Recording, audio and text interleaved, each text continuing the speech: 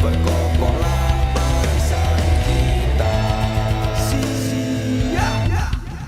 Sinar api Islam kini menyala, tekad bulat jihad kita membara. Sinar api Islam kini menyala, tekad bulat jihad kita membara.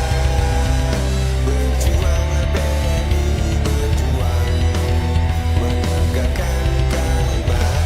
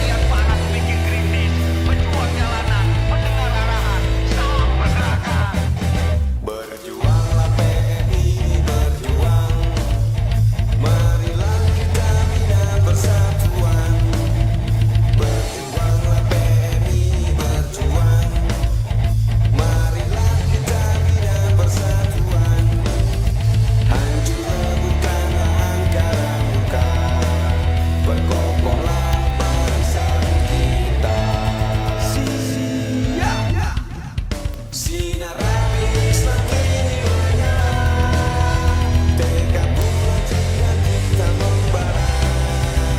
Sinar api semakin menyala, tekad bulan jika kita membara. Berjuanglah BNI, berjuang menegakkan kalimat Tuhan.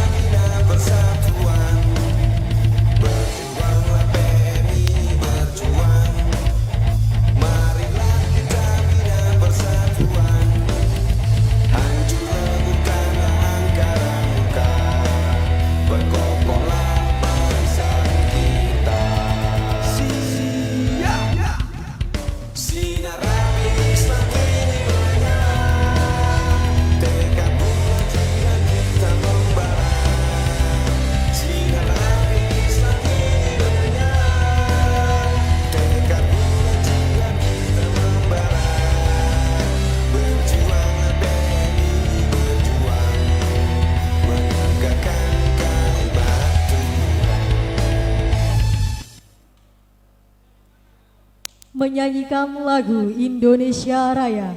Hadirin dimohon berdiri. Kepada yang bertugas dipersilahkan.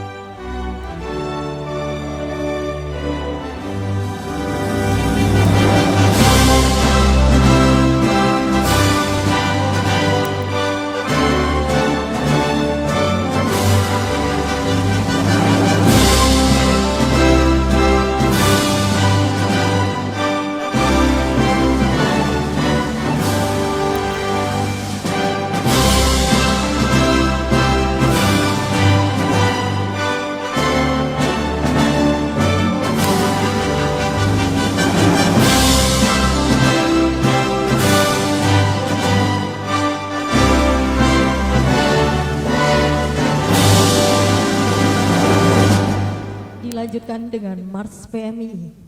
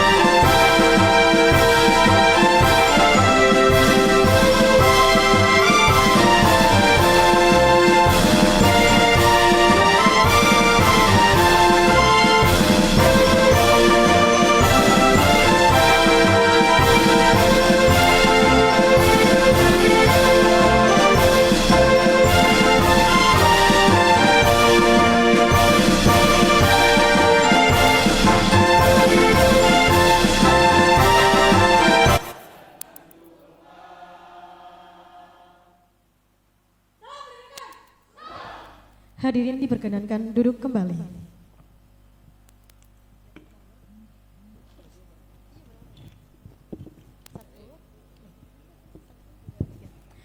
Assalamualaikum warahmatullahi wabarakatuh.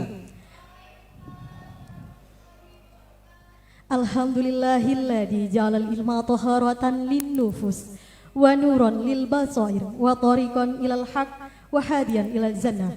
Assalatu wassalamu ala asrofil anbiya'i wal mursalin nanju bihima min adabil jahil.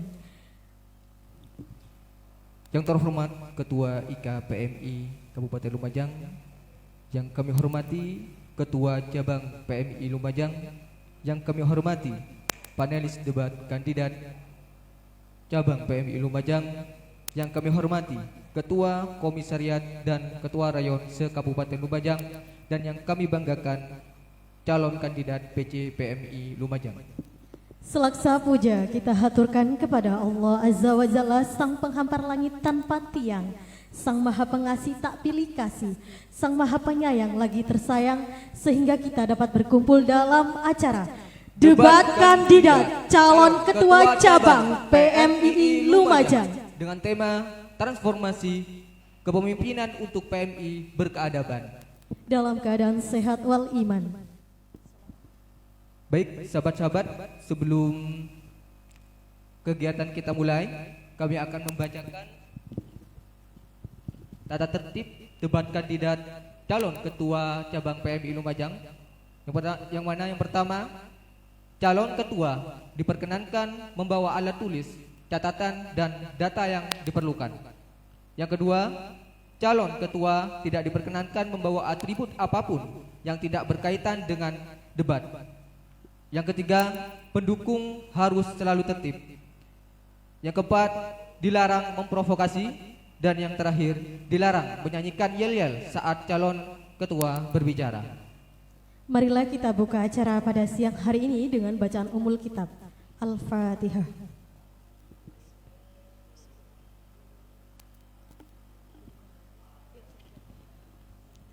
Baik, acara yang pertama adalah pemaparan visi misi oleh calon ketua cabang PMI Lumajang, di mana di sini masing-masing calon diberikan waktu 5 menit untuk menyampaikan visi misinya.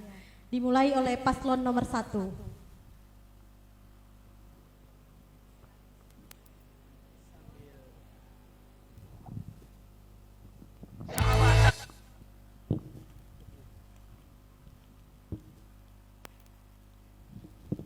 Ya. Bismillahirrahmanirrahim. Assalamualaikum warahmatullahi wabarakatuh.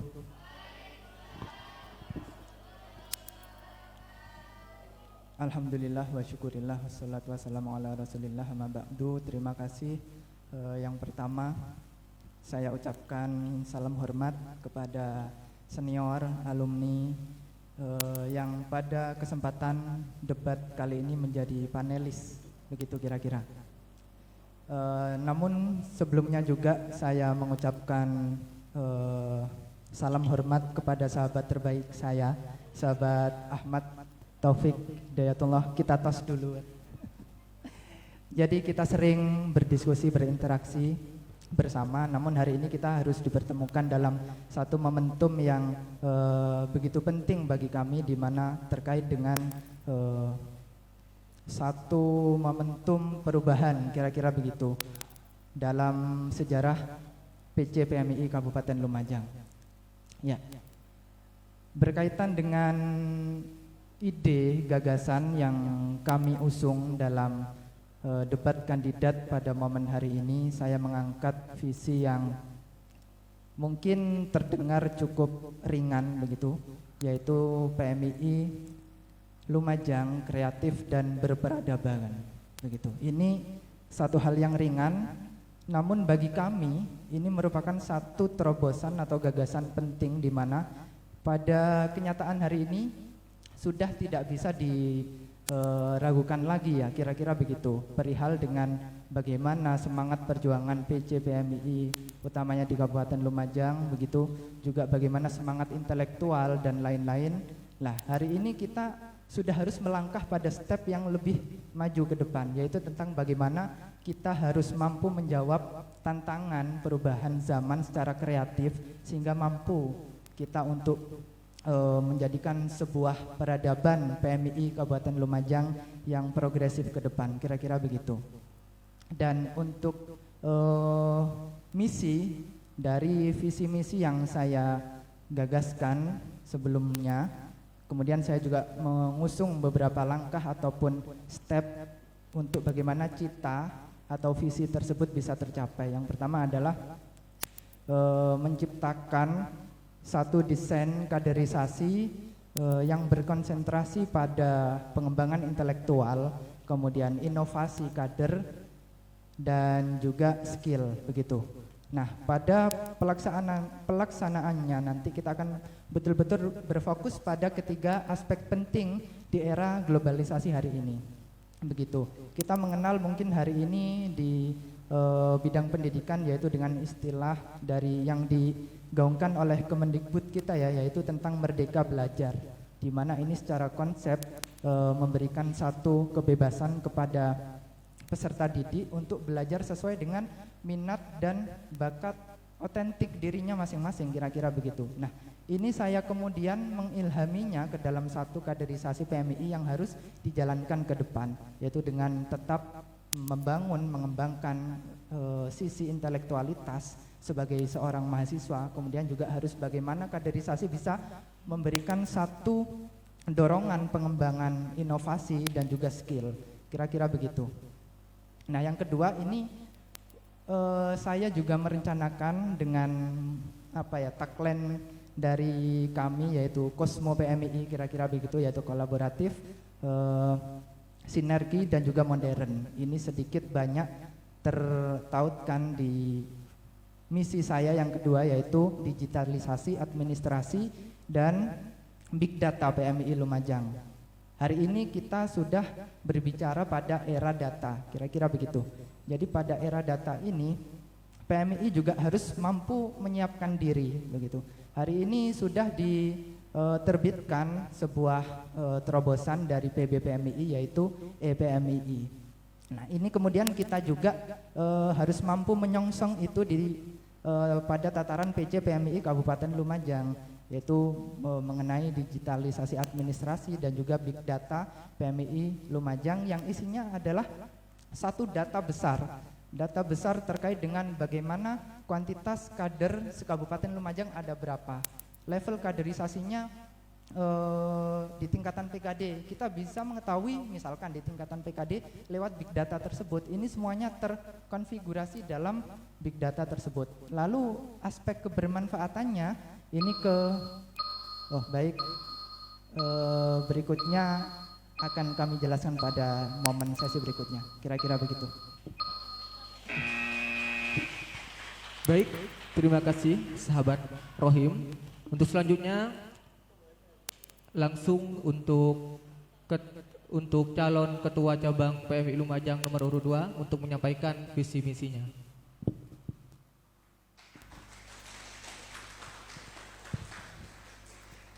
Bismillah. Assalamualaikum warahmatullahi wabarakatuh. Salam PMI Trikon. Oke, sebelumnya saya ucapkan terima kasih kepada Ketua Umum BCPMI Lumajang, sahabat-sahabat alumni, panelis, dan juga BPK, Badan Pekerja Konferensi Cabang ke-20. Alhamdulillah saya diberikan kesempatan pada hari ini untuk memaparkan visi misi terhadap seluruh kader-kader, sahabat-sahabat yang live maupun yang online di Kabupaten Lumajang. Mana visi misi saya? Tentu visi misi saya tidak berangkat dari keinginan pribadi, tidak berangkat dari komisariat saya sendiri, tapi saat jauh-jauh sebelum hari atau bahkan secara struktur kita sudah melakukan mini riset. Pasca kita pernah mengikuti pelatihan riset education, kita sedikit mengetahui ilmu-ilmu metodologi tentang riset, dan kita melakukan riset bagaimana kemudian visi misi itu mampu menjawab kegelisahan kaderisasi yang ada di Kabupaten Lumajang. Sehingga kegelisahan-kegelisahan itu kita jawab dengan bentuk yang konkret. Sehingga debat kandidat di sini tidak hanya sebatas uji kompetensi, tapi juga kita bisa lihat track record apa yang sudah kita lakukan, apa yang kemudian sudah kita analisis dari masing-masing komisariat. Oke, untuk visi misi saya yang pertama yaitu visi.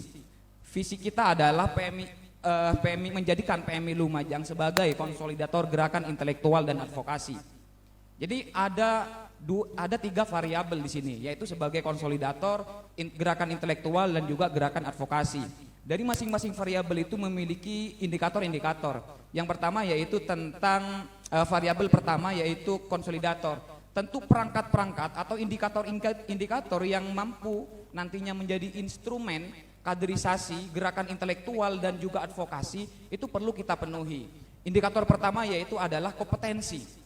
Ya, value. Kita sebagai kader PMI sudah selayaknya memiliki profesionalitas, kedisiplinan dan lain sebagainya. Kira-kira begitu. Terus kemudian indikator yang kedua yang prasyarat menjadi konsolidator itu adalah kita pernah melakukan riset terhadap kondisi objektif masing-masing komisariat. Karena tidak dapat dipungkiri ya, siapapun nanti yang jadi, ya mudah-mudahan kita begitu kan, itu akan menjadi ketua umum PC PMI Lumajang, tidak hanya untuk komisariat-komisariat tertentu. Sehingga basis pendekatan visi misi saya itu berbasis kepada kebutuhan masing-masing komisariat, kira-kira begitu. Kebutuhan masing-masing rayon dan seluruh kader PMI se-Kabupaten Lumajang. Itu.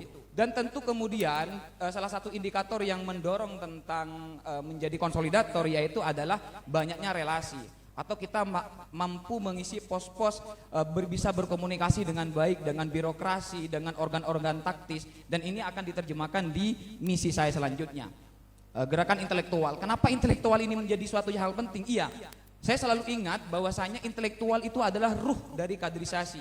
Kita kehilangan intelektualitas, kehilangan citra diri kader PMI yaitu ulul albab. Kira-kira begitu. Sehingga saya melihat bahwasanya memang PMI Lumajang itu agak lemah di budaya literasinya. Dan ini kita akan membangun, kita akan mengengineering, kita akan merekayasa sebuah konsepsi, sebuah sistem kaderisasi yang nantinya bisa menghegemoni kader-kader sehingga bisa meningkatkan daya minat baca dan tulisnya.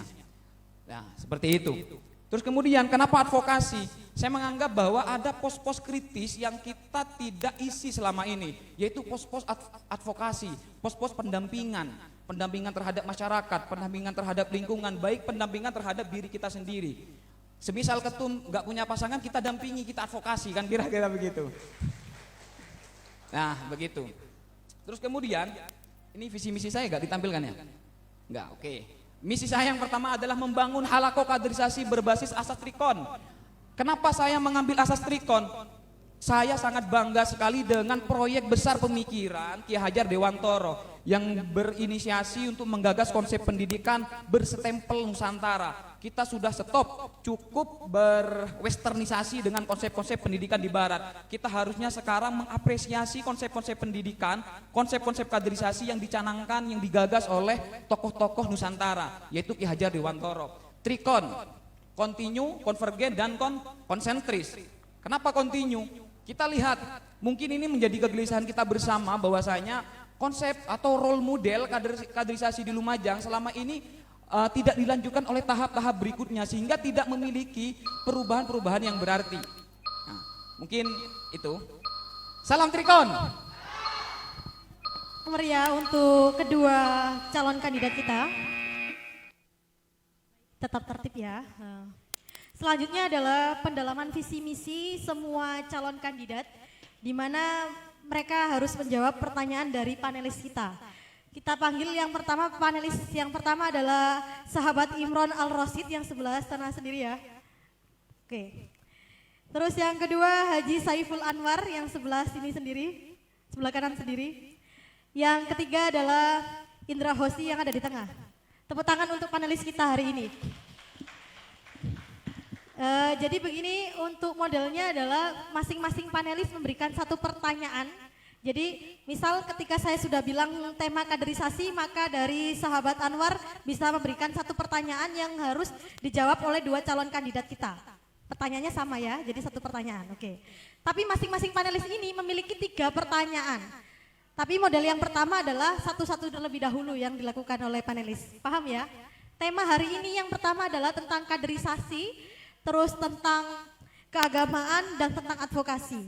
Yang pertama saya serahkan kepada sahabat Imron Al-Rosid untuk memberikan satu pertanyaan untuk dua calon kandidat kita yang bertemakan tentang keagamaan. Kepadanya dipersilahkan. Waktunya 2 menit. Yes. Assalamualaikum.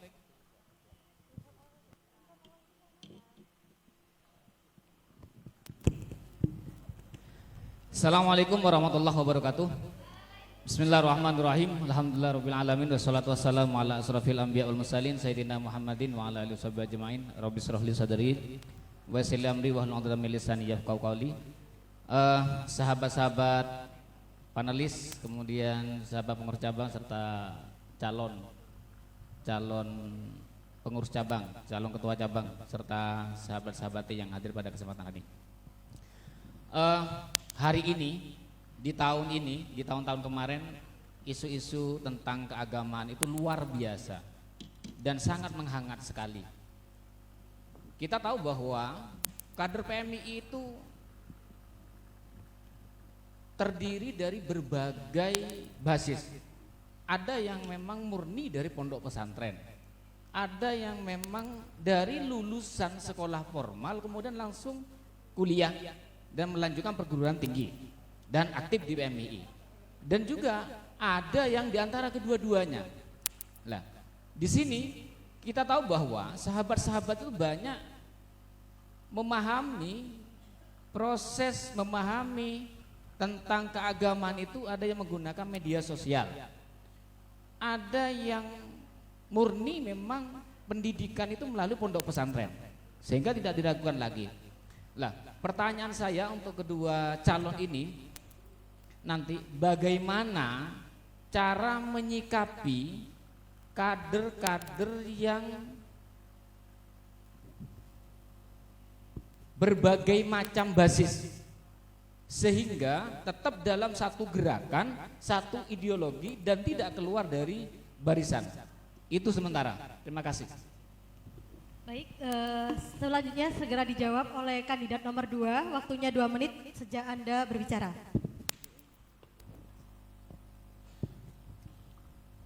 Oke, terima kasih.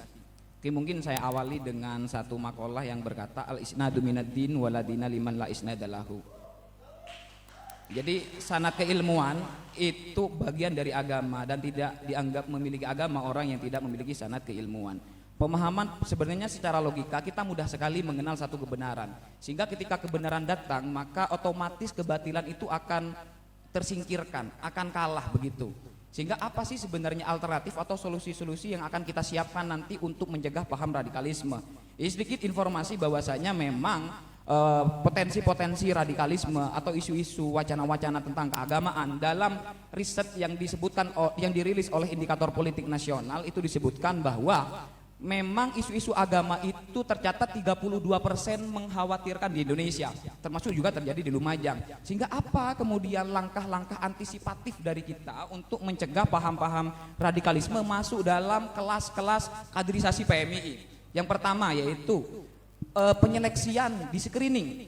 Nah, di screening itu kita harus seleksi betul.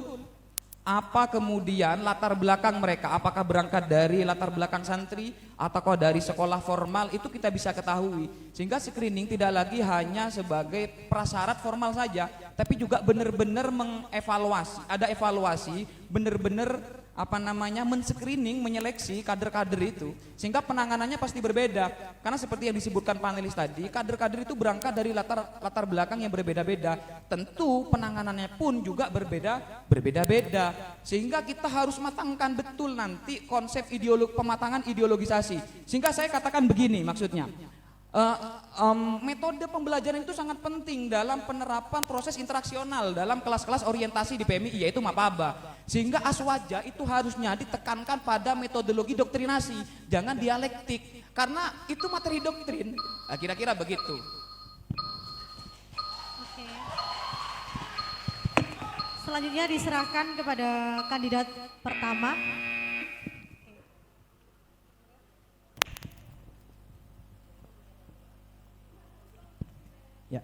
Eh, Terima kasih sahabat Mas Imron, saya panggilnya Mas begitu. Dan terkait dengan pertanyaan bagaimana kita menyikapi begitu, PMI Lumajang menyikapi berbagai macam latar belakang ataupun apa ya istilahnya tendensi keagamaan kira-kira begitu di tataran kader. Saya sebelumnya juga ingin bercerita terlebih dahulu karena kalau ngomong bagaimana PMI, posisi PMI dalam hal ideologisasi, juga bagaimana syiar-syiar keagamaan, ini harus pada posisi bukan lagi anti terhadap orang-orang atau kader-kader yang itu tidak satu barisan atau satu pemahaman ideologis dengan kita. Tidak begitu sahabat-sahabat. Menurut hemat kami begitu, PMI harus mampu menjadi alternatif pilihan atau menjadi satu jalan bagi mereka untuk mereka bisa merasakan bagaimana begitu besarnya misi keagamaan yang kita usung begitu. Karena hari ini kita tidak melulu berbicara soal background ideologi keagamaan. Saya di STKIP di komisariat, karena kami pun juga berangkat dari komisariat, bahkan lebih ekstrim daripada itu. Kita ngomong perbedaan agama pada waktu itu, bukan lagi berbicara soal perbedaan cara pandang kita atau soal ideologi keagamaan yaitu Islam, bukan.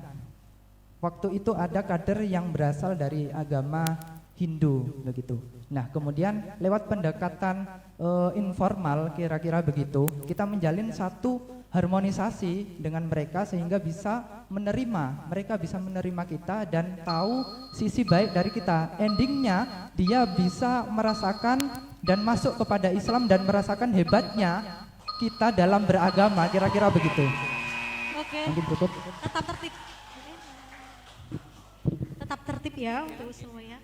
Oke, pertanyaan yang kedua dari Haji Saiful Anwar. Ya, sudah. Haji Saiful Anwar, di mana beliau adalah bertemakan kaderisasi.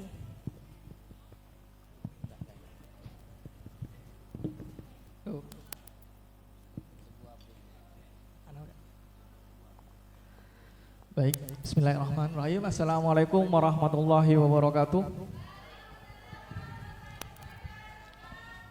Yang saya hormati para senior panelis, yang saya hormati calon ketua cabang dan pengurus cabang dan BPK Konvercap, yang saya tanyakan di sini. PMII adalah organisasi kaderisasi yang di dalamnya adalah basis intelektual yang itu menjadi ruh atau jantung kaderisasi itu sendiri. Nah, beberapa hari terakhir saya membuat komunikasi dengan beberapa panelis pengurus komisariat maupun rayon yang ada di bawah. Nah, mereka itu bilang bahwa sekarang itu kelemahan dari kaderisasi PMI adalah membaca buku dan bahkan diskusi. Karena mengingat kalau sekarang diskusinya itu kayak terjadwal.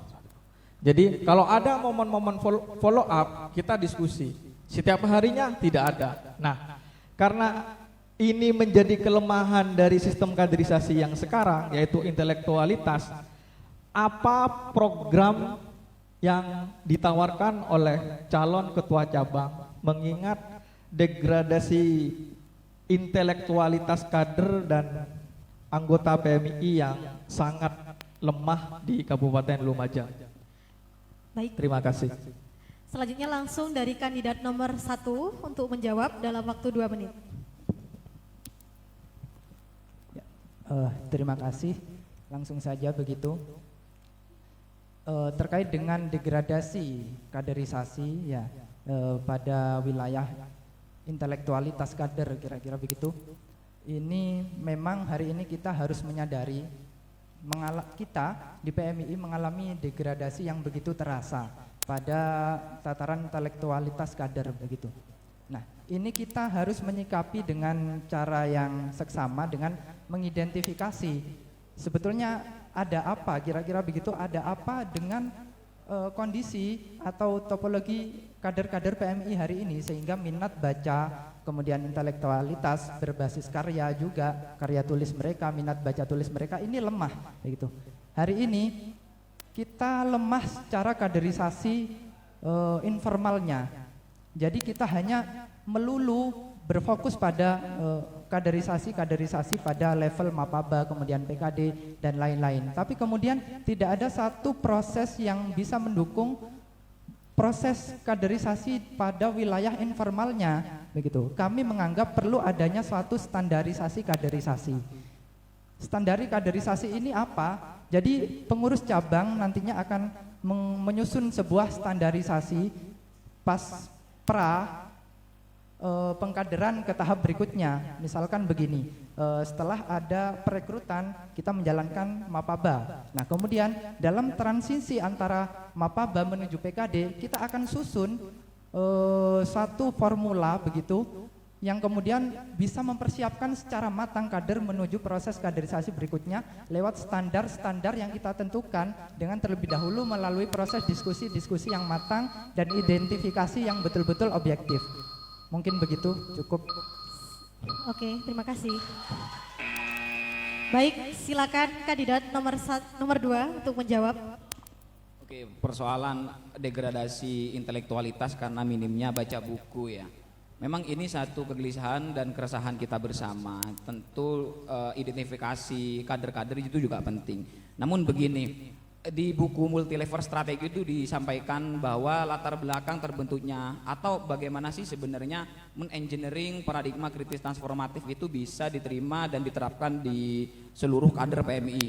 Ternyata ada satu upaya. Jadi kalau pertanyaan tadi program saya mungkin adalah sekolah mentoring. Kenapa mentoring? Karena sahabat-sahabat baru, sahabat-sahabat maba itu pasti ada yang namanya kognitif ya. Dia melihat secara langsung bagaimana kakak-kakaknya berdiskusi, bagaimana kakak-kakaknya membaca buku. Sehingga kalau itu tidak ditemukan oleh kader-kader ya nggak mungkin gitu loh.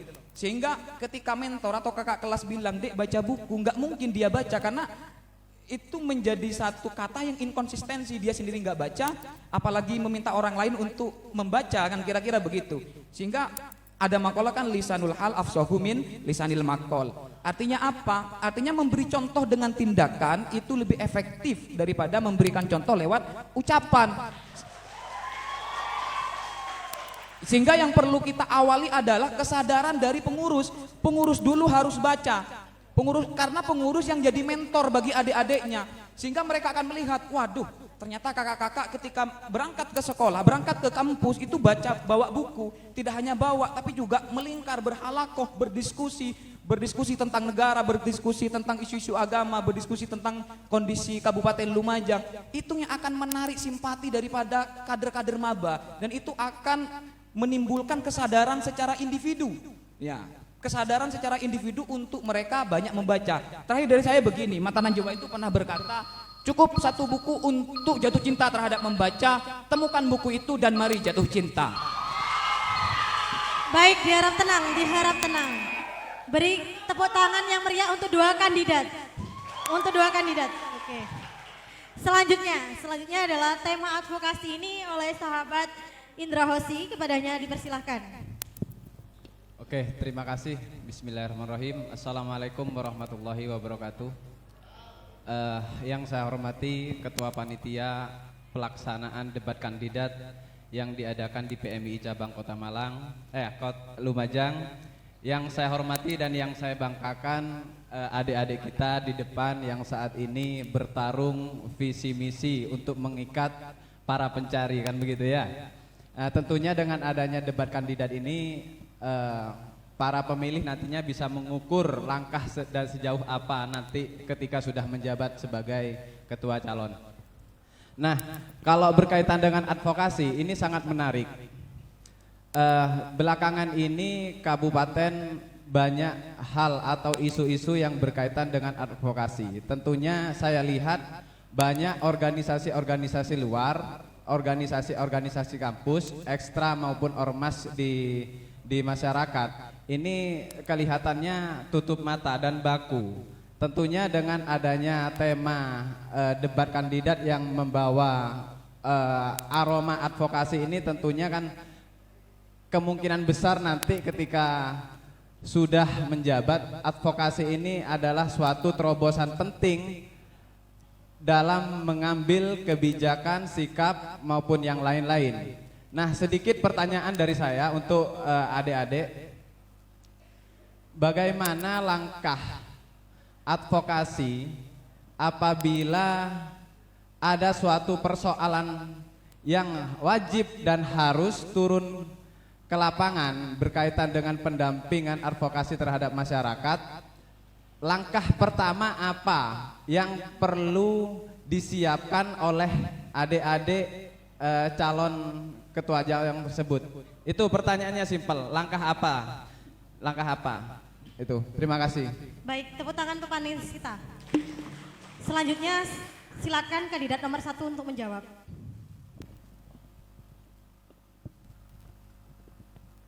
Ya, terima kasih sahabat Gozi selaku panelis di bidang advokasi begitu ya. Terkait beberapa isu yang muncul, wacana-wacana tentang kebijakan publik kira-kira begitu disebutkan barusan oleh panelis, bagaimana langkah awal atau langkah pertama kita dalam menyikapi atau memandang suatu isu yang ini merupakan suatu isu strategis dan harus kita sikapi dan kita dampingi, kita advokasi, kira-kira begitu. Langkah yang pertama kali harus kita lakukan menurut hemat kami adalah terlebih dahulu menjalin komunikasi dan menjaring data untuk kemudian ini menjadi bahan kita berdiskusi dan menentukan sikap kita berikutnya. Begitu. Jadi diskursus terkait isu-isu wacana-wacana publik begitu tanpa didasari dengan data yang mumpuni, ini menjadi satu hal yang bisa menjadikan kita salah mengambil langkah ke depan. Jadi yang pertama dilakukan adalah menjalin komunikasi dan menjaring data. Karena tanpa jalinan komunikasi data akan sulit terjaring begitu. Setelah data kita dapatkan, berikutnya kita akan godok data-data yang kita dapatkan tersebut untuk kemudian kita terlebih dahulu menentukan langkah atau bagaimana sikap kita berikutnya. Nah, kemudian ketika kita sudah mendapatkan satu bahan matang dari diskusi kita terkait bahan-bahan untuk kita melaksanakan advokasi itu, kemudian barulah kita menjalin konsolidasi, menjalin kekuatan dari bukan hanya dari PMI, kalau perlu menjalin kekuatan bersama dengan masyarakat Kabupaten Lumajang secara keseluruhan untuk bisa satu komitmen dan semangat melawan satu isu advokasi ini. Kira-kira begitu. Oke, silakan kandidat nomor 2. Oke, begini, terkait tentang isu-isu advokasi sempat kita singgung dari awal bahwa pos-pos ini seringkali kosong, seringkali tidak kita realisasikan begitu, karena memang medan politik orde reformasi memang adalah ladang tandus bagi pergerakan aktivis begitu ya. Sehingga saya mungkin menangkap hal yang berbeda dari pertanyaan panelis tadi. Maksudnya begini, kita harus secara internal selesai terlebih dahulu. Memang selama ini aktualisasi kader-kader memang itu lemah begitu. Artinya lemah di sini ketika baru naik di cabang, teman-teman baru berkomunikasi dengan kedinasan, baru berkomunikasi dengan stakeholder yang berkaitan langsung dengan apa-apa yang biasanya kita advokasi atau menjadi kegelisahan masyarakat, kira-kira gitu. Sehingga mungkin ini nanti kita akan upayakan dari mulai dini, dari mulai terpilihnya Ahmad Taufik Hidayatullah, mudah-mudahan begitu. Itu akan kita mulai share-share isu-isu strategis yang berkaitan dengan apa mungkin yang menjadi kegelisahan kita bersama. Terus yang tentu kemudian menjadi program kita untuk menunjang hal-hal tersebut adalah sekolah participatory action research. Nah, itu penting sekali untuk menjadi modal teman-teman bagaimana membangun trust building terhadap masyarakat. Iya, karena mau tidak mau begitu loh. Ketika kita terjun ke masyarakat, kita harus menaruh kepercayaan dulu kepada mereka. Karena di lain sisi kita masih muda yang dianggap mungkin masih bau kencur, dianggap mungkin masih belum mumpuni, sehingga kita harus bangun trust building terlebih dahulu. Kita harus memberikan satu kesempatan untuk mereka menyadari bahwa eksploitasi alam ini tidak baik untuk lingkungan. Nah, kira-kira begitu. Senada dengan apa yang pernah dilakukan oleh Ruhollah Al-Humaini, tokoh revolusioner Iran, bahwa dia itu menulis satu buku sebagai sebuah jembatan agar masyarakat itu sadar secara individu tentang pentingnya menjaga ekosistem alam, sehingga kita tidak terlalu kesulitan nanti untuk mengadvokasi bersama-sama masyarakat. Baik, terima kasih. Oke, beri tepuk tangan untuk dua kandidat. Selanjutnya panelis kaderisasi, silakan memberikan pertanyaan yang kedua.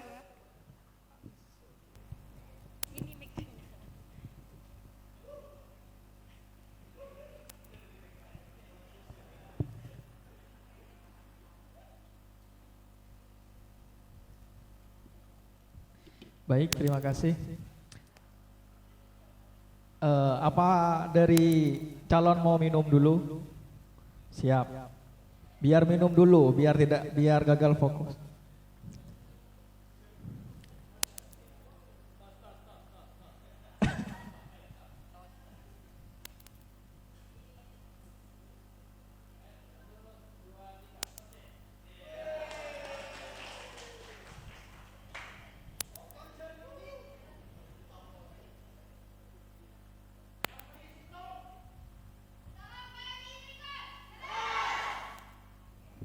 Diharap tenang.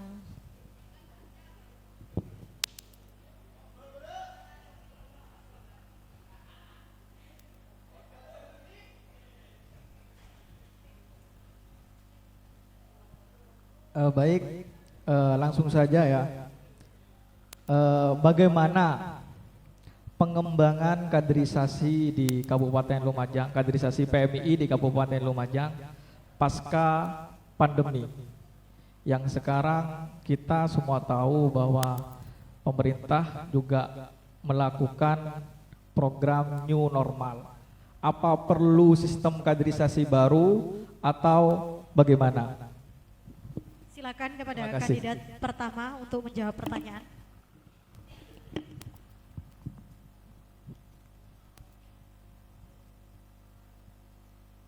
Baik, terima kasih sahabat panelis. Terkait bagaimana kita kemudian melaksanakan kaderisasi pasca pandemi dengan diterapkannya new normal begitu, apakah ada satu formula baru atau ada kaderisasi yang sebelumnya kita jalankan, yaitu kita lanjutkan? Kami memahami bahwasannya dengan new normal, dengan adanya new normal ini kita harus mampu juga menyusun satu new formula kaderisasi, kira-kira begitu. Jadi pada intinya proses transisi dari pandemi dan pasca pandemi hari ini kita juga harus memaknai dan mengilhami hal itu ke dalam satu sistem kaderisasi kita, begitu kira-kira. Nah, hari ini berbicara tentang bagaimana kemudian strategi kaderisasinya, tentu saja yang pertama kita tidak bisa lepaskan pada wilayah intelektualitas, begitu.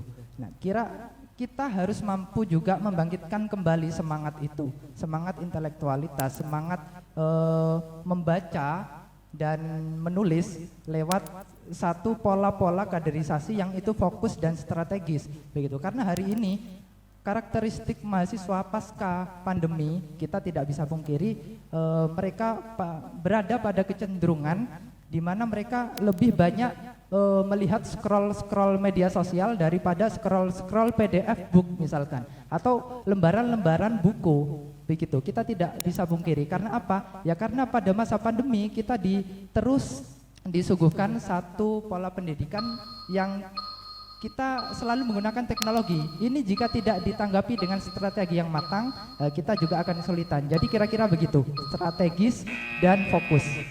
Baik, langsung. Oke, langsung kandidat kedua. Oke, perlu sahabat-sahabat ketahui ya bahwa COVID ini tidak hanya membawa penyakit, tapi juga membawa budaya. Sehingga konsep atau role model kaderisasi yang kita tawarkan ke depan ada juga harus membudaya, kira-kira begitu, ke bawah. Sehingga kenapa saya ngusung konsep kontinu, sebenarnya tidak ada yang terlalu bermasalah dengan sistem kaderisasi kita. Cuma masalahnya kenapa, saya pribadi kuliahnya di manajemen ya. Kita itu hanya selesai pada tataran planning sama organizing. Kita memplanning kegiatan, terus kemudian mengorganizer sumber daya yang kemudian jadi kepanitiaan. Cuma activitingnya kita lemah, sehingga semisal kita memperbarui sistem tanpa menimbang dan mengamati bahwa kesalahannya bukan di sistem, tapi di aktualisasi yang lemah, itu sampai selamanya ila yaumil qiyamah pun tidak ada sistem yang bagus.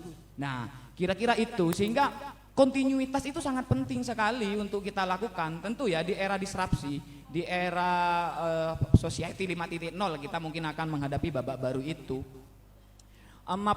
Konsep kaderisasi itu tidak hanya dituntut untuk adaptif, tidak hanya dituntut untuk serasi dengan gelindingan zaman, tapi kita juga dituntut untuk melakukan terobosan-terobosan kaderisasi. Artinya apa? Ketika orang lain bisa melakukan, kita juga bisa. Ketika orang lain belum melakukan, kita jadi yang pertama. Kira-kira begitu. Sekian. Hop, untuk penonton tidak boleh berbicara sebelum disuruh. Oke, makanya mentoring itu di sini penting ya, karena satu orang itu membawahi 3 orang sampai 5 orang. Itu kita sudah ada sistemnya ya, sudah ada kurikulumnya, sehingga memungkinkan sahabat-sahabat itu bisa di engineering, bisa dikontrol, bisa dimonitoring dengan mudah. Kira-kira begitu. Ya mungkin itu saja, cukup. Beri tepuk tangan untuk 2 kandidat. Selanjutnya untuk pertanyaan dari segi keagamaan, waktunya masih lebih banyak ya, tapi sudah diselesaikan dulu ya. Oke, terima kasih. Selanjutnya kepada Bapak Imron, silakan. Bicara tentang PMII ini sangat menarik, karena PMII ini adalah pergerakan mahasiswa Islam Indonesia. Kalau bicara Islam ini tidak lepas dari soal keagamaan. Kita tahu, kita belajar dari sejarah, dari periode ke periode, sahabat-sahabat PMII itu terlalu banyak di dalam berkebijakan, di dalam melakukan advokasi-advokasi, itu lebih banyak cenderung yang berbasis politik praktis. Dan kalau bicara tentang keagamaan, isu-isu keagamaan yang berbasis lokal maupun berbasis nasional ataupun internasional ini jarang sekali dikritisi oleh sahabat-sahabat pengurus PMI, apalagi sampai turun ke jalan, Lumajang, gitu ya. Lah, ini pertanyaan saya, kira-kira langkah-langkah strategis apa yang akan dilakukan oleh sahabat calon ketua ketika jadi ketua agar kondisi di Lumajang tentang isu-isu fanatis keagamaan ini bisa terurai dan bisa tidak muncul di permukaan, sehingga semuanya bisa terkendali, aman dan lancar. Terima kasih. Baik, untuk kandidat nomor 1 silakan menjawab. Baik, terima kasih. Ya, memang kita bisa melihat bahwasanya isu keagamaan di Indonesia maupun secara khusus di Kabupaten Lumajang setiap momen, setiap era selalu menjadi satu isu yang seksi, kira-kira begitu. Menjadi banyak perhatian, menjadi banyak perbincangan dan juga perdebatan.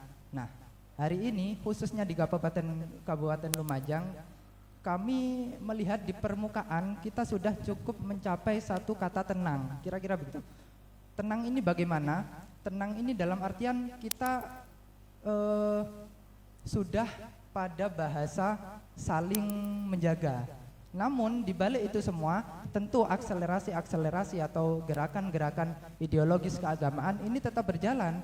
Jadi kita jangan pernah terlena kemudian karena pada hari ini di Kabupaten Lumajang khususnya isu keagamaan di permukaan ini kita tenang, kita rukun begitu, kira-kira guyup. Namun di balik itu semua kita juga harus memahami bahwasanya gerakan-gerakan ideologis keagamaan ini tetap gencar dilakukan oleh sahabat-sahabat atau rekan-rekan kita di sebelah. Nah, bagaimana strategi PMII? Kami memandang bahwasanya PMII harus berada pada posisi untuk mampu memberikan dampak atau mengcounter hal itu juga melalui satu strategi-strategi atau gerakan yang tidak menambah masalah baru. Jadi misalkan hari ini gerakan dakwah keagamaan lebih banyak pada media sosial. PMI harus juga mampu beradaptasi dan menyentuh aspek itu. Begitu. Jadi kita harus mampu membangun sebuah siar-siar keagamaan, ke-PMI-an, ideologisasi juga melalui media PMI kita sendiri. Itu merupakan langkah yang sangat strategis. Baik, terima kasih. Kira-kira begitu. Oke, tetap tenang. Silakan kandidat nomor 2 menjawab. Oke, begini. Isu-isu keagamaan menjadi suatu yang hal niscaya ya, tidak hanya membuka konsentrasi kita terhadap radikalisme yang berpotensi atan tauhid dan juga pembelahan politiknya juga luar biasa. Sehingga begini, isu-isu tentang keagamaan itu juga harus kita seimbangi dengan isu-isu dengan hal-hal yang produktif. Artinya distorsi tentang nilai-nilai keagamaan itu juga kita harus counter. Bagaimana kemudian kita menjadi speaker of aswaja, speaker of ahlussunnah wal jamaah. Dengan media apa? Tentu dengan media yang milenial. Hari ini kalau perperangan kita adalah perang digital, perang media sosial, kita juga harus mendominasi pada kanal-kanal atau pada platform-platform media sosial begitu. Karena kenapa harus begitu? Karena salah satu ciri agama adalah liyudhirahu ala dini kulli. Untuk menjadi liyudhir, untuk menjadi jelas itu kan tentu kita perlu mayoritas. Artinya tidak hanya mayoritas secara kuantitas personal orang, tapi juga mayoritas membumi, meluber, membanjiri media-media sosial, sehingga tidak ada ruang bagi mereka untuk diminati, untuk banyak viewersnya. Nah itu tentu menjadi PR kita kemudian, digitalisasi. Terus yang kedua, dalam bukunya Zaini Rahman yang dipahat, buku yang berjudul tentang post tradisionalisme Islam, yang kemudian itu yang diilhami oleh Hanif Dzakiri, diilhami oleh Mabud Junaidi, yang diilhami oleh Ahmad Baso, yang semuanya itu adalah senior PMI. Dia sebenarnya merespon pergumulan wacana keagamaan internasional, tidak hanya dunia, bahkan pemikir-pemikir Islam di PMI itu menginspirasi pemikir-pemikir Islam di internasional. Terbukti dengan Mas Zaini Rahman menulis buku Islam post tradisionalisme Islam. Sehingga saya dengan ini juga berhasil berdiskusi dengan sahabat-sahabat, dengan banyak alumni juga, dengan orang-orang yang berkaitan untuk membuat yang namanya Lajnah Studi Gerakan dan Pengembangan Skill yang akan fokus tentang wacana-wacana keagamaan. Oke, tetap tenang. Hadirin mohon tenang. Oke. Beri tepuk tangan untuk 2 kandidat. Selanjutnya adalah panelis advokasi, dipersilakan bertanya. Oke, terima kasih. Balik lagi ke bidang advokasi ya. Tentunya kalau kita melihat dengan adanya isu yang terjadi di Kabupaten Lumajang, advokasi itu kan bagian dari mencegah dan mendampingi suatu peristiwa, kan begitu. Pertanyaan selanjutnya, jika calon menemukan suatu peristiwa hukum yang berkaitan dengan kepentingan daerah maupun kepentingan orang banyak, apa perlu dibuka suatu pos pengaduan, dan tujuan dari pengaduan tersebut apa, dan langkah-langkah selanjutnya setelah dilakukan pos pengaduan mau dibawa kemana arah persoalan tersebut, apakah mau diselesaikan secara kekeluargaan atau diselesaikan secara hukum. Itu. Baik, terima kasih. Silakan kandidat pertama untuk menjawab.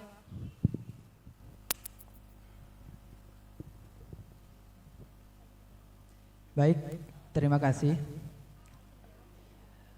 Jika sahabat panelis barusan mengatakan jika kami menemukan satu fenomena hukum, kira-kira begitu nih, satu hal yang ini menjadi penting untuk kita advokasi, apakah perlu kemudian PMI Lumajang ini membuka satu pos pengaduan begitu. Nah, pertanyaan itu kami artikan dengan sudut pandang apakah perlu atau tidak. Ya, kami memandang itu menjadi satu hal yang sangat penting memang, dan perlu untuk membuka dan perlu untuk memberikan satu pendampingan hukum. Namun terlebih dahulu kita juga harus menyiapkan diri. PMI Lumajang, kita tidak bisa memungkiri berbagai pengurus PC PMI Kabupaten Lumajang berbagai kader Komisariat Kabupaten Lumajang ini punya banyak disiplin ilmu yang bermacam-macam. Jadi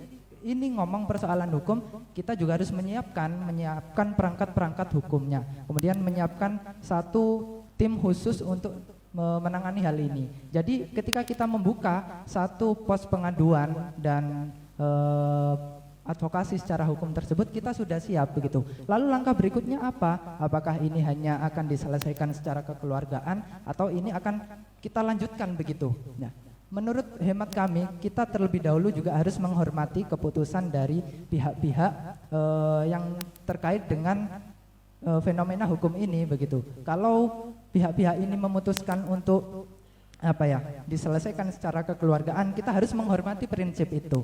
Di situ poinnya. Namun jika pihak-pihak yang terkait dengan satu fenomena hukum ini kemudian meminta atau kemudian agar kasus ini dilanjutkan, PMI harus siap berada pada posisi terus memperjuangkan sampai pada tahapan sukses atau tuntas. Kira-kira begitu. Baik, terima kasih. Oke, dilanjutkan kandidat kedua, silakan menjawab. Oke, berangkat dari dawuhnya Gus Dur ya, jika ingin melakukan perubahan maka jangan tunduk dengan kenyataan, selagi kau di jalan yang benar maka lanjutkan. Nah begitu.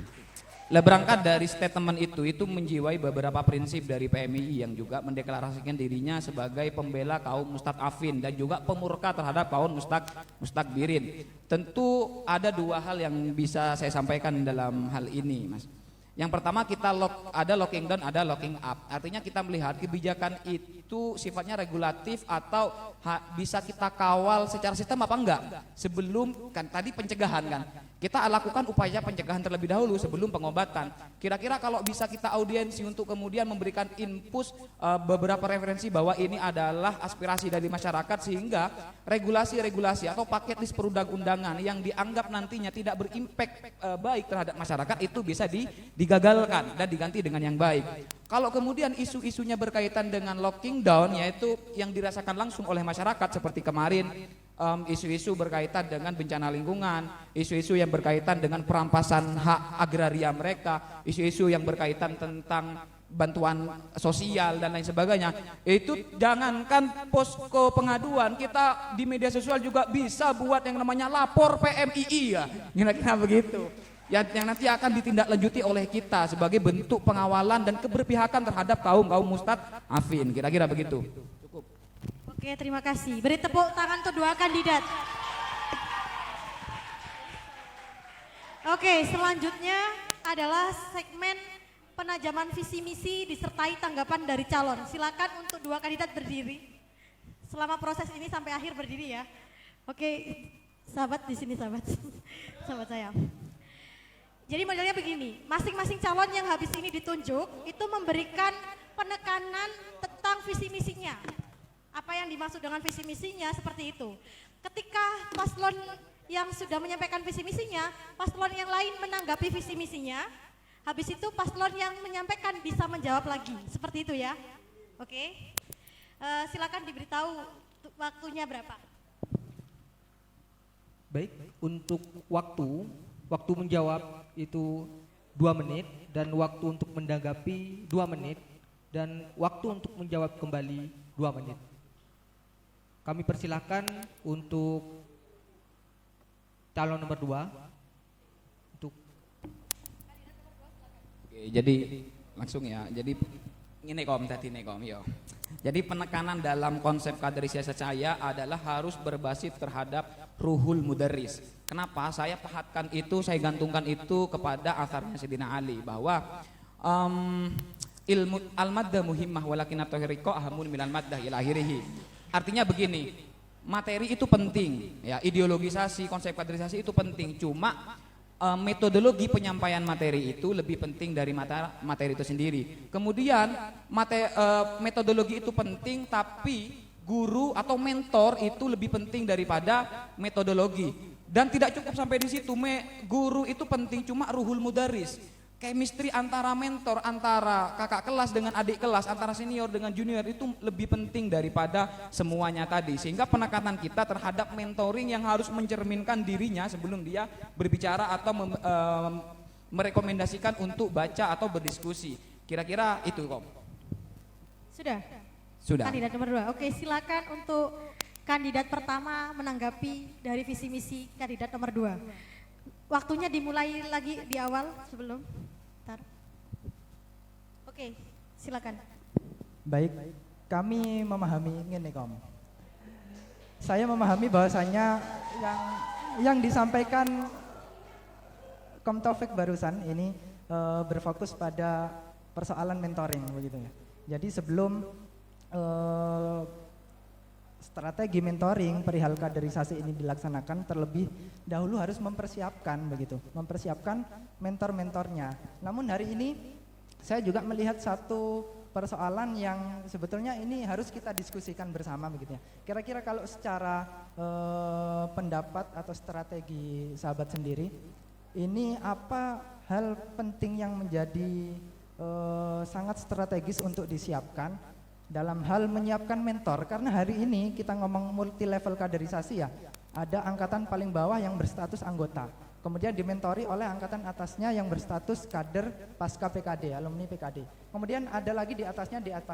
Lah ini kan kemudian berantai, ini mementori ini, mentor ini juga punya mentor ini juga punya mentor. Nah ini kan satu hierarki yang harus kita pahami dan juga kita berikan satu strategi terkait mentoring ini bisa berjalan dengan sesuai harapannya dari sahabat Taufik. Begitu. Sudah. Silakan kandidat nomor 2 menjawab. Boleh ditanggapi di warung kopi aja ya, nggak boleh. Ya, boleh. Sebenarnya kita sudah lama berdiskusi ini. Salah satu program unggulan saya adalah tentang sekolah mentoring.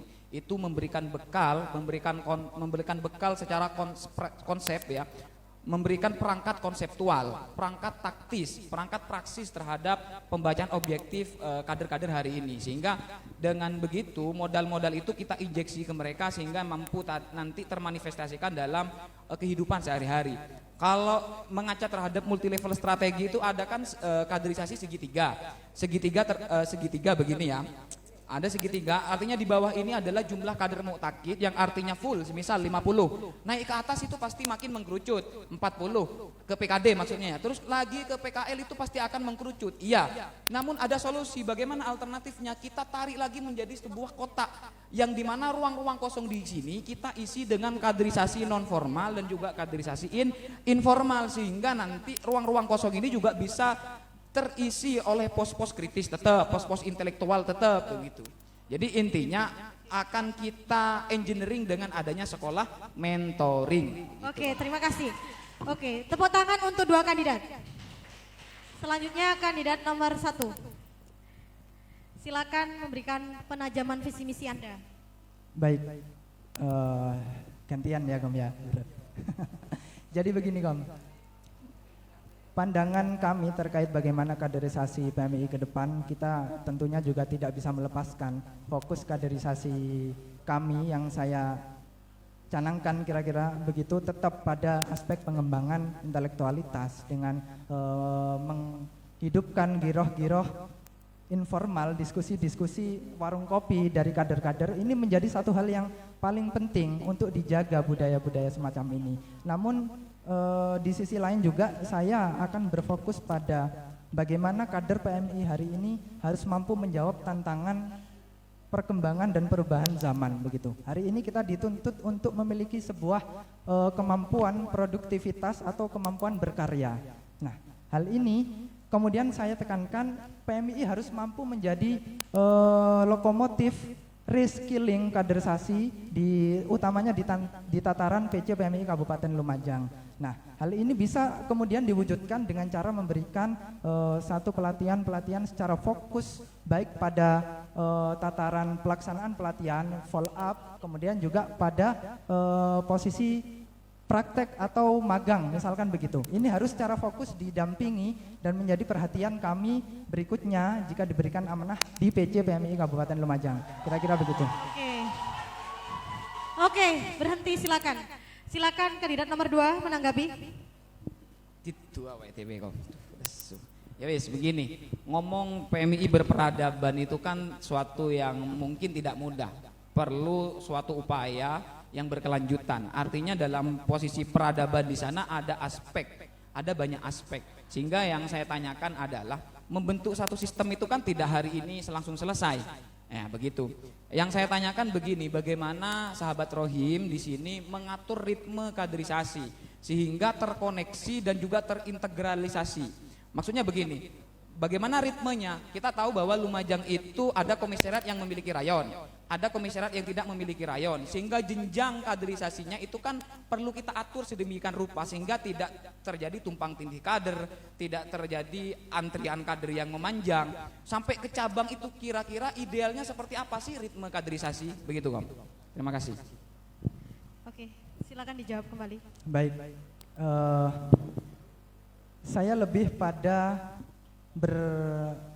berpersepsi atau berpandangan ya. Jadi sudut pandang saya melihat bagaimana gejolak atau bukan gejolak, lebih pada perkembangan kaderisasi PC PMI Lumajang hari ini pada tren yang positif.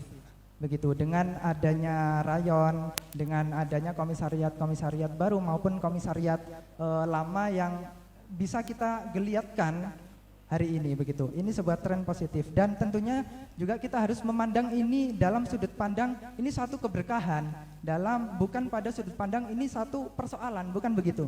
Jadi sudut pandangnya adalah kita melihat ini sebagai satu keberkahan yang kemudian kita harus mampu menjadikan keberkahan ini bisa berdampak pada keberkahan di bidang-bidang lainnya, utamanya di kaderisasi yang seperti saya canangkan barusan, yaitu berfokus pada intelektual dan reskilling, memberikan pembekalan kemampuan yang produktif untuk atau kemampuan berkarya, kira-kira begitu. Terkait ritmenya kita akan mengatur bagaimana kaderisasi di PMI Kabupaten Lumajang ini, Kom.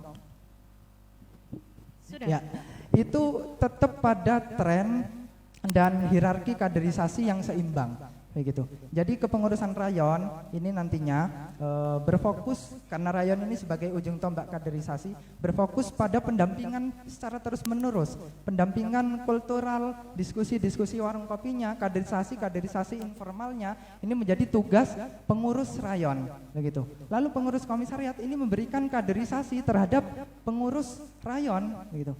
Komisariat-komisariat yang mempunyai rayon ini bukan pada posisi saling bersaing dengan rayonnya, bukan. Jadi ini harus ditata keseimbangan dan ritmenya. Jadi lebih pada tataran komisariat. Waktu habis. Sudah. Oke, tepuk tangan untuk dua kandidat. Segmen selanjutnya adalah tanya jawab antar calon ketua, di mana nanti waktu bertanya 1 menit 30 detik, waktu menjawab 2 menit, waktu menanggapi 2 menit, waktu menjawab kembali 2 menit. Silakan untuk kandidat nomor 1 bertanya kepada kandidat nomor 2. Ya, baik. 1 menit 30 detik. Jadi begini, Kom. Fokus utama dari arah kaderisasi yang sampean gagaskan, kira-kira begitu. Ini saya memandang memang berfokus betul pada aspek peningkatan intelektualitas kader lewat strategi mentoring, begitu. Namun saya juga menimbang dengan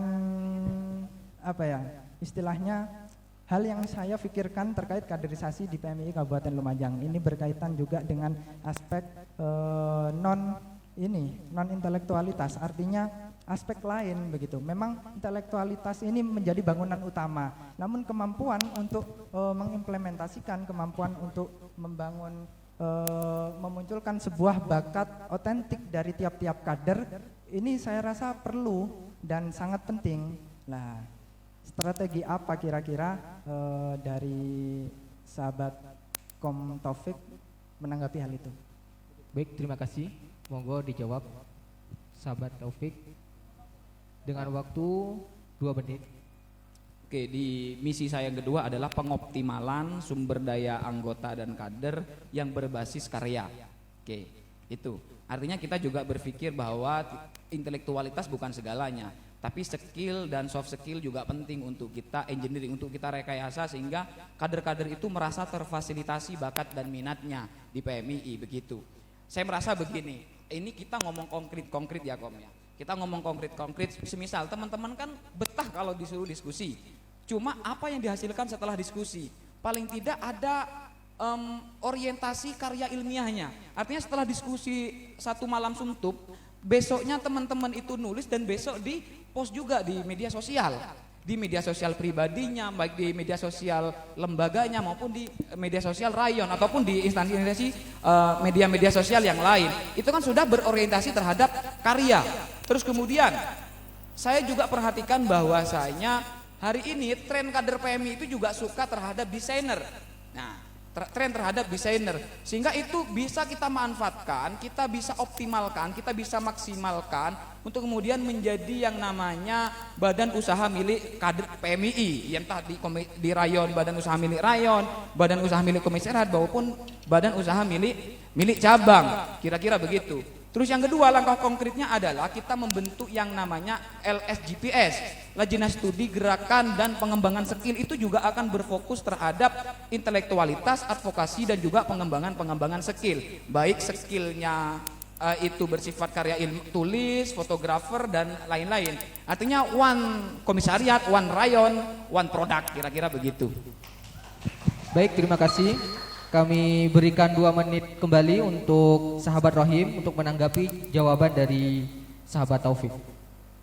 Baik, kami menangkap beberapa strategi begitu ya yang disampaikan oleh Sampean Kom barusan. Ini terkait dengan bagaimana mengisi ruang-ruang di samping ruang-ruang intelektualitas begitu, yaitu terkait dengan skill atau kemampuan untuk berkarya. Barusan juga sempat disebutkan tentang adanya satu badan ekonomi milik rayon, badan ekonomi milik komisariat begitu, dan badan ekonomi milik cabang. Namun kami melihat, menurut hemat kami, bahwasanya jika kita menerapkan hal-hal terkait dengan kemandirian ekonomi dengan sistem yang sedemikian rupa, ini menjadi sebuah bumerang juga bisa jadi bagi PMI Kabupaten Lumajang. Karena apa? Di sini kita mercikkan sebuah persaingan antar lembaga-lembaga PMI di Kabupaten Lumajang. Kira-kira begitu. Nah, eloknya apakah ini tidak kemudian seharusnya bisa diintegrasikan dalam satu semangat kemandirian ekonomi PMI Kabupaten Lumajang yang lebih fokus begitu kira-kira. Strategi apa kira-kira terkait dengan hal yang disampaikan sahabat Taufik, utamanya terkait lembaga-lembaga atau secara umum kemandirian organisasi. Mungkin cukup. Baik, terima kasih. Silakan untuk nomor 2 untuk menjawab kembali tanggapan dari Kom Rohim. Santaian Kom. Kita ini kan orang manajemen sebenarnya. Jadi sudah kita pikirkan bagaimana memanage, kalau katanya Cak Torik, memanage fokus kader sehingga tidak menjadi bumerang kemudian hari. Tentu badan usaha milik kader ini tidak hanya dimanai sekedar kontestasi ekonomi, tidak, tapi berorientasi karya di sini juga bisa berbentuk karya ilmiah. Itu tentu yang menunjang adanya intelektualitas dan eksistensi daripada kader, eksistensi daripada pribadi kader itu sendiri. Tentu semua kader tidak memiliki kecenderungannya masing-masing. Ada yang suka baca buku, ada yang suka berdiskusi, ada yang tidak suka dua-duanya. Sehingga potensi-potensi mereka itu bagaimana kita maksimalkan. Lagi-lagi saya akan sampaikan, perketat lagi proses screeningnya. Siapa tahu teman-teman memang tidak suka diskusi, tidak suka baca buku, tapi memang lahir dari keluarga ekonom, pedagang, ya bagaimana, ya akhirnya kita berikan satu infus bacaan yang berkaitan dengan hobinya. Kira-kira kan begitu, artinya baca itu tetap memang ya. Nah, ya begitu dah. Tenang, jawabannya petenang Kom. Sudah. Tepuk tangan 2 kandidat. Silakan untuk kandidat kedua. Kandidat kedua ya, bertanya kepada kandidat pertama. Sebenarnya pertanyaan saya tidak seputar kaderisasi secara praktis. Ringan saja sebenarnya pertanyaan saya ke panjenengan ini Kom. Semisal Kom ya, mohon maaf nih ya. Semisal saya terpilih Kom. Misal, amin. Misal. Ini kan misal. semisal saya terpilih diamanai oleh kader-kader PMII untuk memimpin PC PMI Lumajang, apakah jenengan bersedia untuk berkhidmat bersama saya di kepengurusan PC PMI Lumajang 2020-2021? Mohon tenang ya, mohon tenang untuk mendukung, mohon tenang. Sudah. Silakan dijawab. Baik. Sudah ya. Jadi begini terkait bagaimana pertanyaan panjenengan barusan ya, ini kan berkaitan dengan persoalan semangat dalam kita ber-PMII, kira-kira begitu. Dan hal ini saya memandang ketika ini menjadi satu tanggung jawab dan panggilan organisasi, kita harus siap begitu Baik, tetap tenang. Tetap tenang. Dan akhirnya saya juga ingin sedikit saja mungkin bisa ditanggapi oleh panjenengan jika kemudian jawaban saya ini saya teruskan menjadi sebuah pertanyaan bahwa misalkan ngapunten ini dalam kondisi ternyata harapan kita berdua yang diijabahi agak mengarah pada harapan saya, misalkan begitu Tenang. Lah, mungkin bisa ditanggapi bagaimana kemudian proses pengabdian semangat kita bareng-bareng membangun PMI Lumajang ke depan. Apakah Kom Taufik Tetap bersedia tenang. di cabang berikutnya kira-kira? Silakan kandidat kedua menanggapi. Oke, menanggapi. Sayangnya slot pertanyaan jenengan habis sehingga saya tidak punya otoritas untuk menjawab itu. Sehingga begini. Tetap jadi tenang hadir. ini kan bagian saya tanya kan ya. Menanggapi bukan bertanya. Menanggapi dari jawaban. Jadi saya simpulkan bahwa jawaban dari Pak Komrohim sebagai salah satu kandidat juga, kalau itu memang panggilan dari PMI, jadi siap juga mengabdi bersama-sama di PMII. Mudah-mudahan itu terjadi. Amin. Sudah.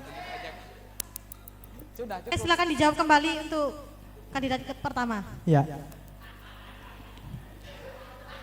Kita semua kayaknya berpikir jawaban apa gitu ya. Saya rasa ini kita selesaikan di warung kopi saja ya. Oke, beri tepuk tangan untuk dua kandidat. Oke, tetap tenang. Selanjutnya tetap berdiri Pak ya. Tetap berdiri, ini terakhir. Segmen terakhir adalah saya memberikan untuk kesetrum untuk dua penanya. Silakan. Untuk peserta bisa bertanya, satu perempuan, satu laki-laki terlebih dahulu. Untuk dua kandidat.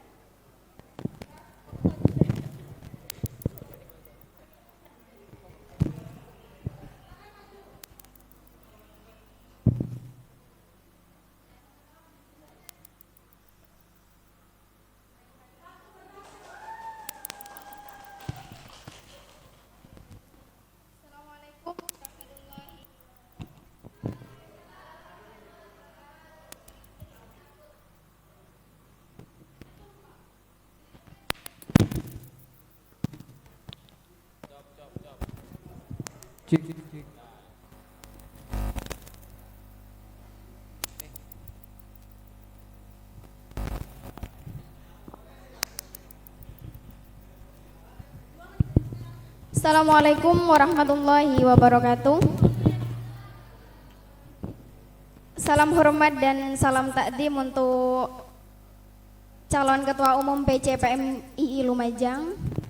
Pertanyaannya, apa grand design pembangunan perempuan yang kalian berdua khususkan untuk PMII Lumajang? Karena bagaimanapun kalian juga akan mewakili Kopri Lumajang. Terima kasih. Wassalamualaikum warahmatullahi wabarakatuh.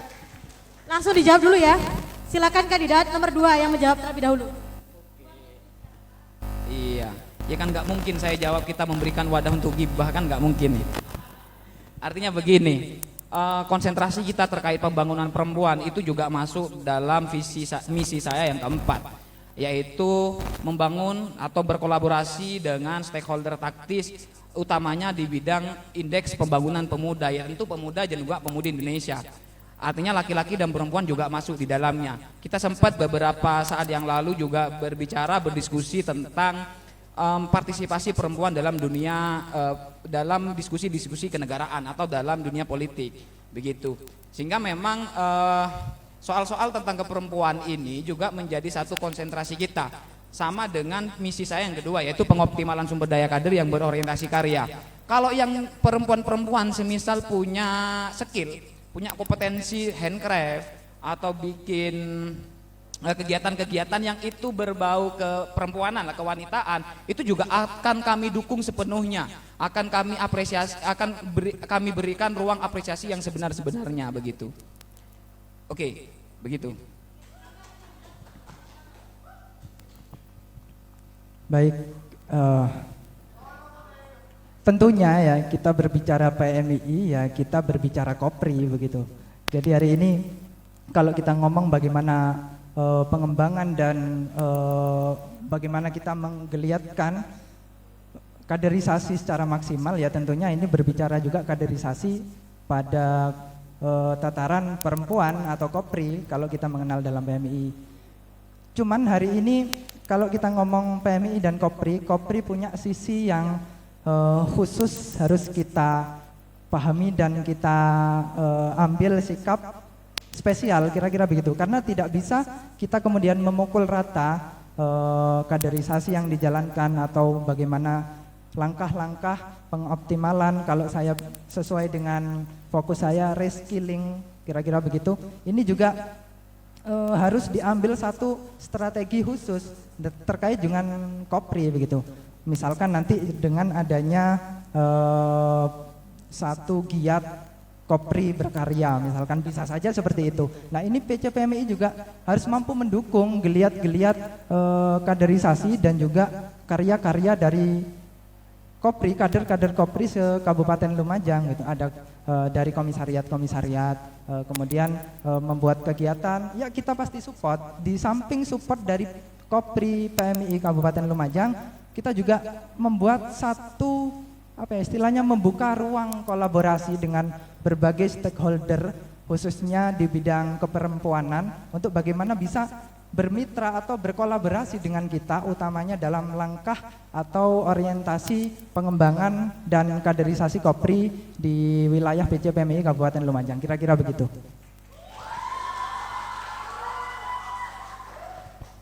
Beri tepuk tangan untuk dua kandidat. Silakan yang tadi mau bertanya maju. Tadi di kandidat kedua masih ada lebih waktu karena jenengan sudah bilang selesai, jadi saya selesaikan ya. Jadi bukan saya yang bersalah ya. Oke, silakan.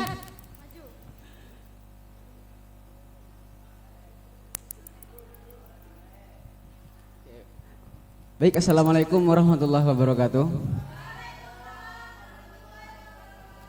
Kepada kedua kandidat, sini saya mau tanya tentang PCPMI untuk kedepannya ketika sudah menjadi ketua cabang. Apakah ada proker yang jelas untuk mewadahi kader-kader PMI ataupun untuk anggota PMI yang mewadahi skill, kemampuan dari kader-kader tersebut? Mengingat dari kedua calon ini cita-cita haruslah satu, yakni membuat PMI menjadi lebih baik.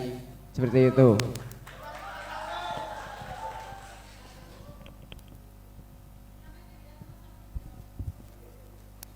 Ya, baik, terima kasih atas pertanyaannya dari sahabat-sahabat. Ini kemudian juga sebuah istilahnya garis lurus begitu dengan orientasi kaderisasi saya, kira-kira begitu. Di samping penguatan intelektualitas juga bagaimana bisa memberikan bekal dan memunculkan bakat-bakat atau kemampuan otentik dari tiap-tiap kader, begitu. Tentunya kami juga menyiapkan strategi untuk itu. Sebelum ini kami sudah berkomunikasi dan menjalin koordinasi kira-kira dengan beberapa pihak atau stakeholder terkait bagaimana program reskilling atau program peningkatan skill, kemudian pemberian bekal-bekal non akademis, jadi lebih pada bersifat skill. Ini sudah kami komunikasikan begitu.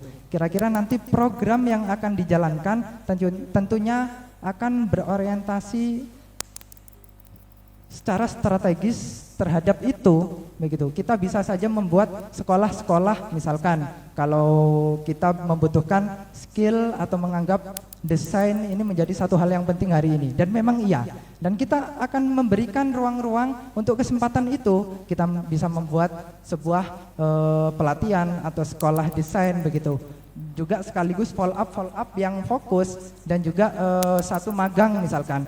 Begitupun dengan proses reskilling lainnya, misalkan di bidang ada kader-kader kita yang punya passion di bidang ekonomi, wirausahawan.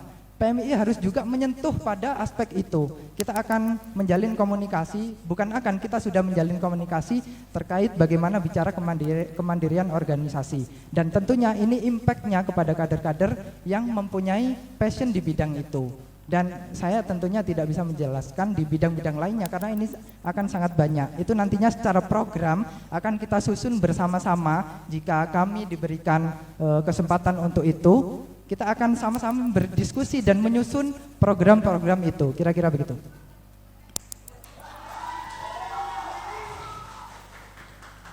Oke, jadi memberikan ruang apresiasi terhadap kader-kader yang memiliki skill begitu ya. Begini. Kalau pertanyaannya adalah apakah ada apa namanya tadi LSGPS gitu, seperti itu. Kita juga punya program yang namanya ABPMII akhir bulan bersama PC PMII, kira-kira begitu. Jadi itu fungsinya apa? Itu perkumpulan antara Forkopimcap. Jadi ketua-ketua rayon, ketua-ketua komisariat itu kita kumpulkan untuk kemudian mengevaluasi kinerja 1 bulan yang telah dilakukan dan juga mengagendakan 1 bulan yang akan datang, sehingga ada yang namanya kalender kaderisasi juga biar tidak tumpang tindih. Nama programnya ABPMII ya. Oke, di lain itu kita juga akan selalu dalam kesempatan bersua itu kita akan meng-follow up kaitannya dengan apa tindak lanjut dari hasil screening, apa tindak lanjut dari karya-karya atau skill-skill yang sahabat-sahabat miliki yang tentunya kita akan maksimalkan. Semisal teman-teman punya karya UMKM, kita bisa memfasilitasi, kita akan bisa sambung komunikasi, mendorong, memotivasi, juga menyambungkan dengan pihak-pihak yang nantinya akan bernilai profit oriented, semisal begitu. Atau di bidang desainer tadi, atau di bidang karya tulis ilmiah, macam-macam karyanya. Kira-kira begitu. Jadi LSGPS nanti itu tidak hanya fokus terhadap wacana keagamaan. Jadi gini ya, LSGPS itu Lajnah Studi Gerakan dan Pengembangan Skill. Jadi itu adalah wadah nantinya yang akan menggodok. Ini adalah the dream team, begitulah. The dream team yang nantinya akan menggodok potensi-potensi kader dan juga melahap isu-isu keagamaan, isu-isu pelanggaran HAM dan juga pengembangan skill. Tentu nanti saya minta delegasinya dari sahabat-sahabat, dari delegasikan kader-kader terbaiknya, karena tetap orientasi kita adalah membangun PC PMI Lumajang dari rayon dan dari komisariat. Oke, begitu. Saya beri waktu 1 kali pertanyaan untuk 1 orang, silakan. Oke, silakan maju yang itu. Mbak, enggak, hijau dulu yang aku lihat. Oke, silakan. Maju, Mbak. Kan apa yang saya lihat ya. Oke.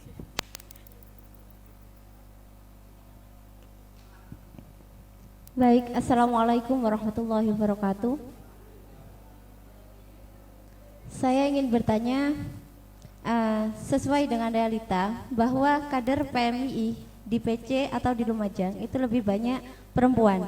Lantas kalau di antara kalian terpilih salah satunya, program apa yang bisa mewadahi kader putri tersebut? Terima kasih. Ini saya tolak ya pertanyaannya, karena sudah ada yang bertanya mewakilkan. Silakan Kak bertanya, maju.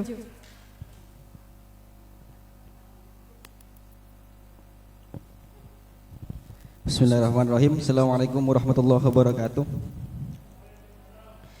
Pertanyaan saya bukan hanya sekilas tentang bagaimana kalian menang dan bagaimana kalian kalah, dan juga bagaimana ketika kalian menang nanti dan bagaimana ketika kalian kalah nanti. Di dalam setiap perpolitikan pasti ada yang namanya sakit hati gitu kan. Pasti di setiap kader itu pasti ada yang namanya tidak terima. Karena kenapa? Ini sebuah forum besar di PMI Lumajang. Bagaimana ketika kalian menang atau kalah menyikapi satu komisariat yang kalian anggap berkoalisi dengan mereka, tapi ketika kalian kalah, kalian malah menyatakan itu telah mengkhianati kita. Bagaimana ketika keduanya itu salah dan ketika kedua kandidat itu menang dan bagaimana kedua kandidat itu kalah dalam menyikapi hal seperti itu. Cukup.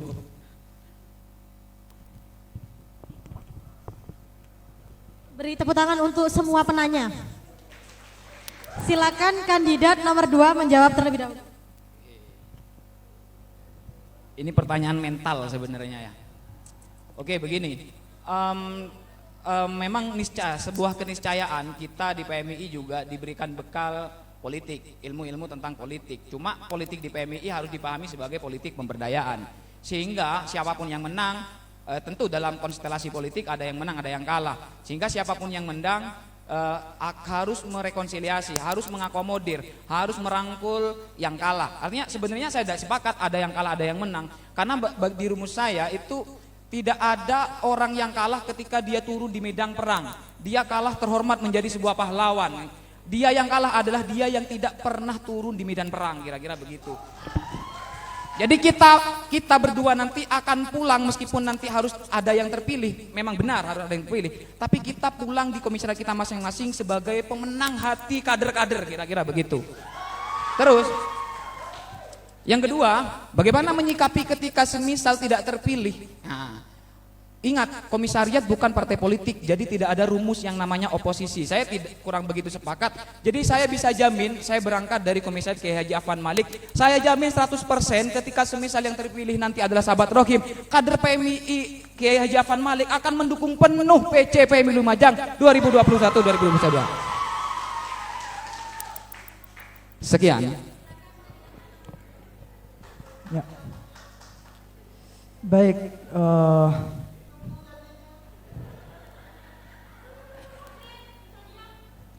ya, ini pertanyaan yang sangat menghibur dan ya ini penting untuk dijawab, kira-kira begitu. Genit ya, menggelitik begitu. Namun pada bahasan kita berbicara PMI, kita tidak lagi mengenal, hari ini saya berprinsip tidak mengenal kata pengkhianat, tidak mengenal kata siapa pemenang, siapa pecundang, tapi kita pada satu kata sahabat, kira-kira begitu. Dan bagaimana menyikapi tentang hal ini? Ya tentu kita akan menjalin komunikasi dalam upaya rekonsiliasi, tentu itu. Namun kita pengen utamanya dalam momentum forum kali ini hal-hal sensitif, hal-hal bagaimana kita berproses secara kedewasaan dalam berpolitik pengabdian di PMI ini juga harus kita maknai dengan kedewasaan begitu. Jadi maksudnya kita harus mulai berbicara pada fokus atau perspektif membangun PMI Kabupaten Lumajang yang lebih baik. Bukan bagaimana saya dengan barisan saya bisa berada di puncak tampu pimpinan PC PMI Kabupaten Lumajang. Bukan demikian sahabat-sahabat. Mungkin cukup. Dipersilakan duduk. Tepuk tangan untuk dua kandidat kita hari ini. Ya. Terima kasih kepada seluruh hadirin yang sudah tertib meskipun masih sedikit tidak tertib. Terima kasih kepada seluruh panelis yang sudah hadir. Dan demikian serangkaian acara debat kandidat calon ketua cabang PMI Lumajang. Saya selaku moderator dengan sahabat Yunus mengucapkan terima kasih banyak dan mohon maaf sebesar-besarnya. Wallahul muwaffiq ila aqwamit thoriq. Wassalamualaikum warahmatullahi wabarakatuh. Salam pergerakan. Sila diperkenankan untuk dua kandidat foto bersama dulu. Tidak ada closing. Silakan foto dulu. Terserah moderator ya Bapak. Oke, silakan. Silakan panelis diperkenankan untuk berfoto dengan dua kandidat.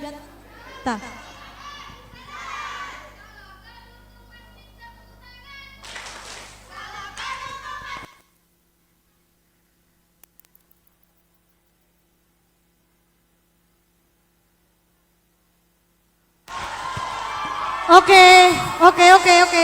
Silakan untuk berfoto.